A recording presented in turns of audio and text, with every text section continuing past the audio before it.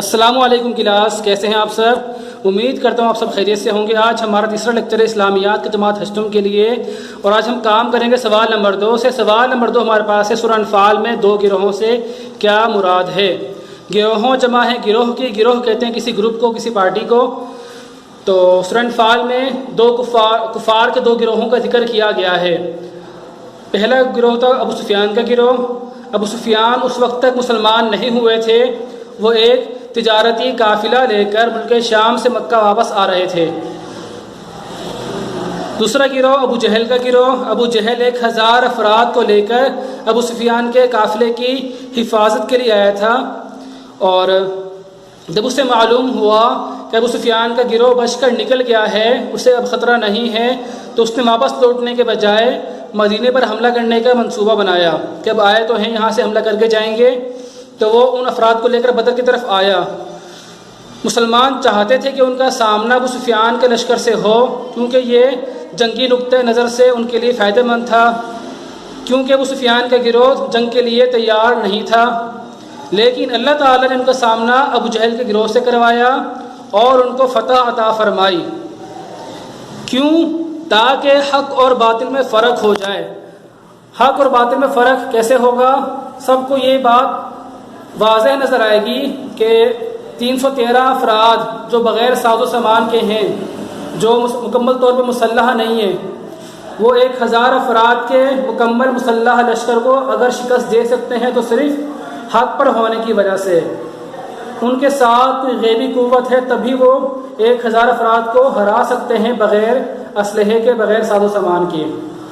تو اللہ تعالیٰ نے مسلمانوں کا سامنا ابو جہل کے گروہ سے کروایا، ان کو فتح عطا فرمائی تاکہ حق و باطل میں فرق ہو جائے اور مسلمانوں کی دھاک بیٹھ جائے، ان کی دہشت، ان کا دبدبہ بیٹھ جائے کفار کے دلوں میں، کفار ان کو بار بار حملہ کرنے کے لیے ایزی نہ لیں۔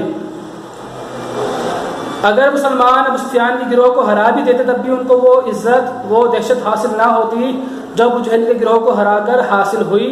تو اللہ تعالیٰ نے اس مصلحت کی وجوہات کی بنا پر، اس مصلحت کی بنا پر ان کا سامنا کروایا ابو جہل کے گروہ سے۔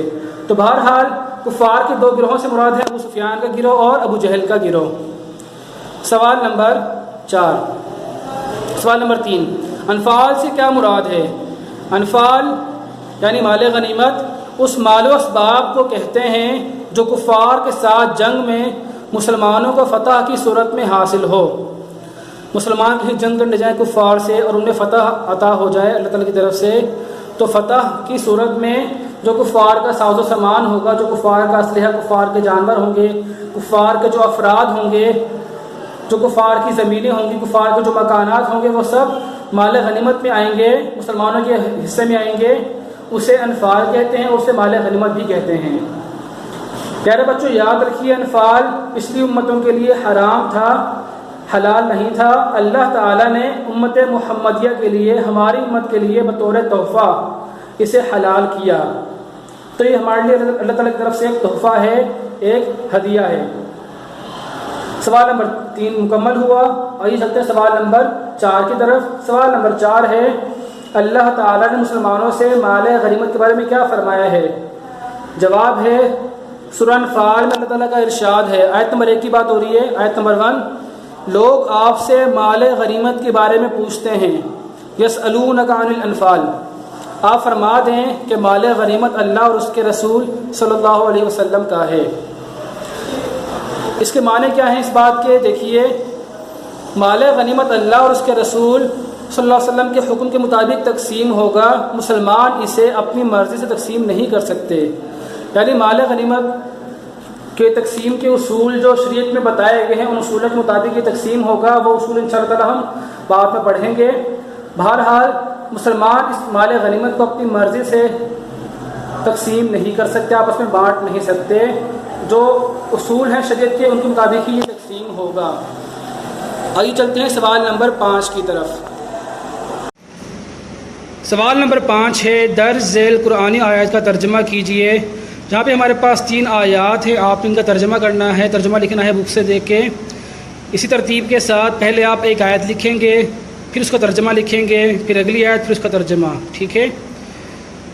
الف پہلی آیت جو ہے وہ لکھی ہے فاتقوا اللہ واصلحوا ذات بینکم، ترجمہ سو تم اللہ سے ڈرو اور آپس میں صلح رکھو۔